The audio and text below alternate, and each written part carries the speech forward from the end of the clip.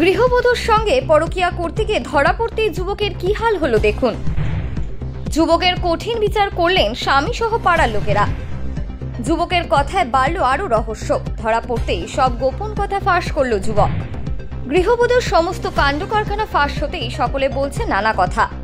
মিলামিশা করেছে ৬-৭ মাস, আর ওর একদম নিঃস্ব করে চলে গিয়েছে।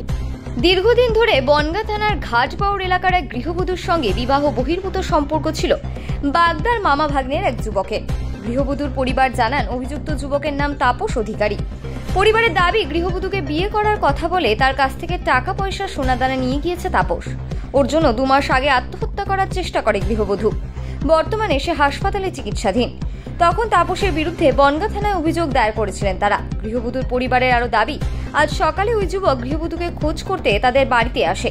পরিবারের সদস্যরা তাকে চিনতে পেরে আটকে রাখে। খবর ছড়িয়ে পড়তেই সেখানে জড়ো হয়ে যায় এলাকাবাসীরা।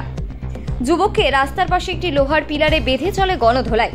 খবর পেয়ে ঘটনাস্থলে পৌঁছায় বনগাঁ থানার পুলিশ এবং যুবককে উদ্ধার করে। তবে মারধরের কথা অস্বীকার করেছেন গৃহবধূর পরিবারের সদস্যরা। মারধর যে করা হয়েছে তা কার্যত স্বীকার করে নিয়েছেন গ্রাম পঞ্চায়েতের প্রধান আনিসুর জামান মণ্ডল। তিনি বলেন, গৃহবধূর সঙ্গে অবৈধ সম্পর্কের কারণে এই ধরনের ঘটনা ঘটেছে। তবে ওই যুবককে মারধর করা ঠিক হয়নি। পরিবারের উচিত ছিল তাকে ধরে পুলিশের হাতে তুলে দেওয়া।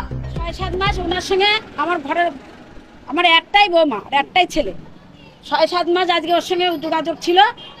এবার যা ছিল ওর গয়না গাটি টাকা পয়সা নিয়ে গিয়েছে, বলেছে আমি তোমার নিয়ে বাইরে চলে যাব। ও নোয়া হয়ে গেছে। ও যেদিনটা বাইরে চলে গিয়েছে ওর নামে ছিনতুলাও আছে, ছিনতুলাও রয়েছে। এবার যেদিন চলে গেছে সেদিনকে আমার বৌমা 1 বোতল অ্যাসিড খেয়েছে। রাত তখন 2টো বাজে। ওর এতদিন আমার থানায় ওর নামে কেস করা আছে। ওর একবার বলছে মামা ভাগ্নে, আর আজকে বললো গারাবুতায় বাড়ি। আমার বৌমা একদম মৃত্যুশয়, মানে কখন চলে যাবে তার কোনো ঠিক নেই। আমার বউ আজকে অ্যাসিড খেয়েছে, আজকে 1 মাস 16 দিন। এবারে ওর সাথে সম্পর্ক ছিল। আমার বাড়ির সামনে চায়ের দোকান আছে। আমার বাড়িতে আজকে ঢুকেছে, বাড়ির ভিতর দিয়ে রাস্তা আছে, আমার বারান্দায় উঠে গেছে। তখন মা ফোন করেছে, টোটোভাড়া করে এসে ধরেছি, ধরে বনগাঁ থানাকে দিয়ে দিয়েছে। হ্যাঁ, আটকে রাখা হয়েছে।